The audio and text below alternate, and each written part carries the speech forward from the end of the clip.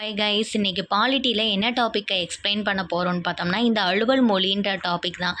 இந்த அலுவல் மொழியிலேருந்து அடிக்கடி டிஎன்பிசி எக்ஸாமில் முக்கியமான கொஸ்டின்ஸ் எல்லாம் ரொம்பவே கேட்பாங்க. அப்போ இந்த டாப்பிக்கில் உள்ள இம்பார்ட்டன்ட் பாயிண்ட்ஸை மட்டும் நம்ம பார்க்கலாம். நல்லா கவனிச்சுக்கோங்க. இது எந்த பகுதியின் கீழே இருக்கும்னா பகுதி 17ல் வந்து இருக்குது. இதுக்கான ஆர்டிக்கல் பார்த்தோம்னா 343லேருந்து 351 வரைக்கும் இருக்கும்.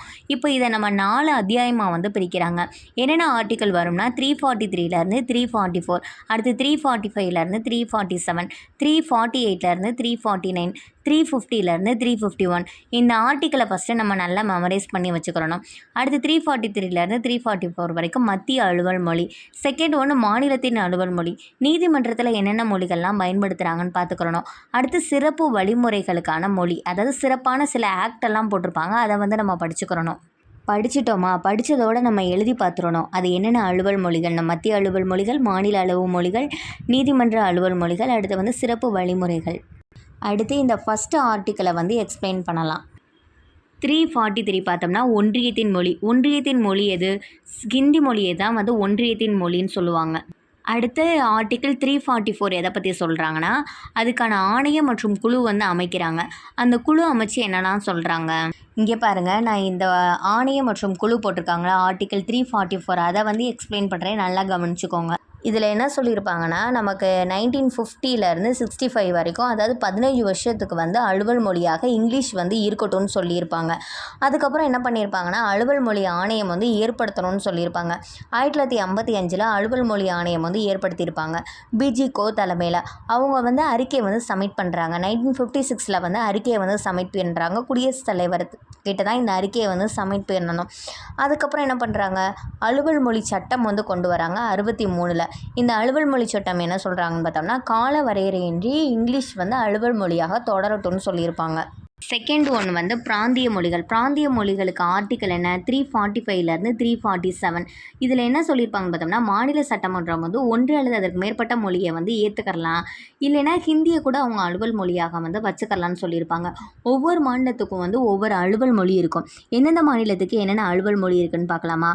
ஆந்திராவுடைய அலுவல் மொழி வந்து தெலுங்கு, கேரளானாலே மலையாளம் தான் பேசுவாங்க, அஸ்ஸாமில் வந்து அஸ்ஸாமி வந்து பேசுவாங்க, மேற்கு வங்கத்தில் பெங்காலி பேசுவாங்க, ஒடிஷாவில் ஒடியா.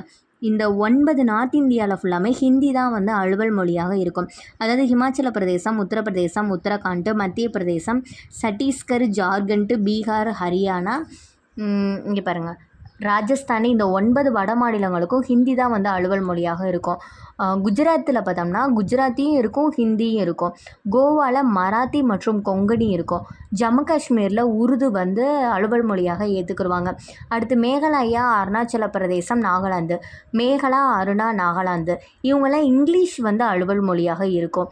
அதாவது 8வது அட்டவணையில் உள்ள எந்த மொழியை வேணாலும் நம்ம அலுவல் மொழியாக நம்ம தேர்வு செஞ்சுக்கலாம். ஆங்கிலம் வந்து இணைப்பு மொழியாக இருக்கும்னு சொல்லுவாங்க. ஹிந்தி பேசலையா அவங்க வந்து ஆங்கிலத்தை வந்து பயன்படுத்திக்கலாம்னு சொல்லியிருப்பாங்க. இந்த மொழியை வந்து அங்கீகரிக்கிறாங்களா, ஒவ்வொரு மாநிலத்துக்கும் அலுவல் மொழியாக அங்கீகரிக்கிறாங்களா, அதுக்கு வந்து யாருக்கு முழு உரிமை இருக்குன்னு பார்த்தோம்னா குடியரசுத் தலைவருக்கு தான் அதுக்கான முழு உரிமை இருக்காம். அடுத்து பாருங்கள் நீதிமன்றம் மற்றும் சட்ட நூல்களுக்கான மொழிகள். அதுக்கு ஆர்டிக்கல் வந்து 348லேருந்து 349. நீதிமன்றத்தில் யூஸ் பண்ணுறாங்கள்ல மொழிகள், அந்த மொழி பார்த்தோம்னா நீதிமன்றத்தில் வந்து இங்கிலீஷ் மட்டும்தான் பயன்படுத்தணும்னு சொல்லுவாங்க. இன்கேஸ் அந்த மாநிலங்களில் வந்து ஹிந்தி அல்லது வேறு ஏதாச்சும் மொழியை நம்ம பயன்படுத்தணும்னா அந்த ஆளுநர் வந்து குடியரசுத் தலைவர்கிட்ட முன் பரிந்துரை வாங்கி அந்த மொழியை வந்து பயன்படுத்திக்கலாம்னு சொல்கிறாங்க. தீர்ப்பாணைகள்லாம் வெளியிடுறாங்கள உயர்நீதிமன்றத்தில், அதெல்லாம் கண்டிப்பாக இங்கிலீஷில் தான் இருக்கணுமா. மசோதாக்கள் வெளியிடுறாங்கல்ல, அந்த மசோதாக்கள் வந்து இங்கிலீஷை தவிர்த்து வேறு எந்த மொழியிலனாலும் இருக்கலாம்னு சொல்கிறாங்க. இங்கே பாருங்கள் ஹிந்தி மொழியை வந்து பரப்புதல். ஹிந்தி மொழியை பரப்புறதுக்கு தனியாக ஆர்டிக்கிளே இருக்குது. இது அடிக்கடி இந்த கொஸ்டின் கேட்பாங்க. ஹிந்தி மொழியை பரப்புறதுக்கான ஆர்டிக்கல் வந்து 351. ஆக்சுவலி 2016 கணக்கெடுப்பின்படி 8வது அட்டவணையில் 22 மொழிகள் இருக்குது.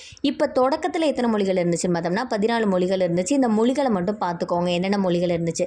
இந்த ஆக்ட் வந்து அடிக்கடி டிஎன்பிசியில் கேட்பாங்க. இது தனியாக நான் வந்து எழுதி காட்டுறேன் உங்களுக்கு. இதை பாருங்கள், டிஎன்பிசியில் வந்து அடிக்கடி இந்த கொஷின் வந்து கேட்பாங்க. லாஸ்ட் இயரில் எல்லா எக்ஸாம்லேயுமே இந்த கொஷின் கேட்குறாங்க.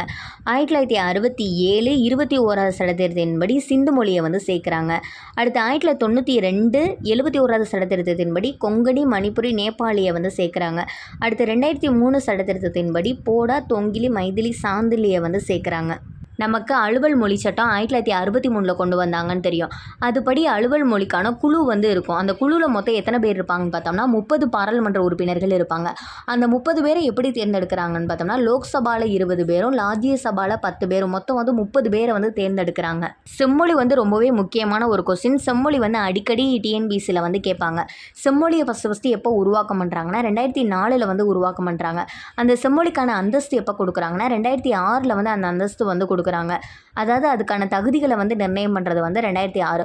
மொத்தம் 2016 படி 6 செம்மொழிகள் வந்து இருக்குது. ரொம்பவே இம்பார்ட்டண்டான ஒரு கொஸ்டின்.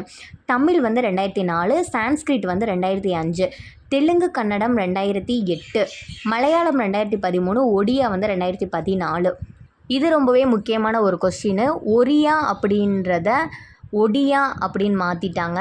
அதாவது ஒடிஷா இருந்துச்சுல்ல, ஒரியா அப்படின்றதுக்கு பதிலாக ஒடியான்னு சொல்லிட்டு மாற்றிட்டாங்க. எப்போன்னு பார்த்தோம்னா 96வது சதவீதம் 2011. ஒடியா மொழி வந்து செம்மொழி அந்தஸ்து 2014 வந்து வாங்குச்சு, February 20. இது ரொம்பவே முக்கியமான ஒரு கொஸ்டின். மாநில மறுசீரமைப்பு ஆணையம் வந்து 53, 55 போட்டிருப்பாங்க. மாநில மறுசீரமைப்பு சட்டம் வந்து 56 வந்திருக்கும். அதுக்கான ஆர்டிக்கல் பார்த்தோம்னா அதாவது மொழி சிறுபான்மையினருக்கு இது ஃபுல்லாமே மொழி சிறுபான்மையினர் அதாவது மாநில மறுசீரமைப்பு ஆணையம் விதி 17 350B மாநில மறுசீரமைப்பு பற்றியது. 350B வந்து மாநில மறுசீரமைப்பு பண்ணியது குடியரசுத் தலைவர் தான் நியமனம் பண்ணுறாங்க. இதில் பாருங்கள், சிறுபான்மையினருக்கான ஆணையம் வந்து 57 ஸ்டார்ட் பண்ணியிருப்பாங்க. அதோடைய ஹெட் குவார்ட்டர்ஸ் வந்து உத்தரப்பிரதேசம் அதாவது அலகாபாத்தில் இருக்குது. இதில் 3 பிரான்ச்சஸ் வந்து இருக்கும். தமிழ்நாடு, கர்நாடகா, மேற்கு வங்காளம். தமிழ்நாடு சென்னை, கர்நாடகா பெல்காம், மேற்கு வங்காளம் கொல்கத்தாவில் இருக்கும். பாலிட்டியில் இந்த அலுவல் மொழியை கவர் பண்ணுறது ரொம்பவே முக்கியமான ஒரு விஷயம். இதிலேருந்து கண்டிப்பாக டிஎன்பிசியில் எக்ஸாமில் கேட்டுக்கிட்டே இருப்பாங்க. நீங்கள் எந்த அகாடமியில் படித்தாலும் சரி இந்த அலுவல் மொழியில் பற்றின இந்த டாப்பிக்கை வந்து கண்டிப்பாக ஒரு நோட்ஸ் மாதிரி எடுத்து வச்சுக்கோங்க. அந்த முக்கியமான ஆர்டிகல்ஸை இதை கண்டிப்பாக கேட்பாங்க டிஎன்பிசி எக்ஸாமில்.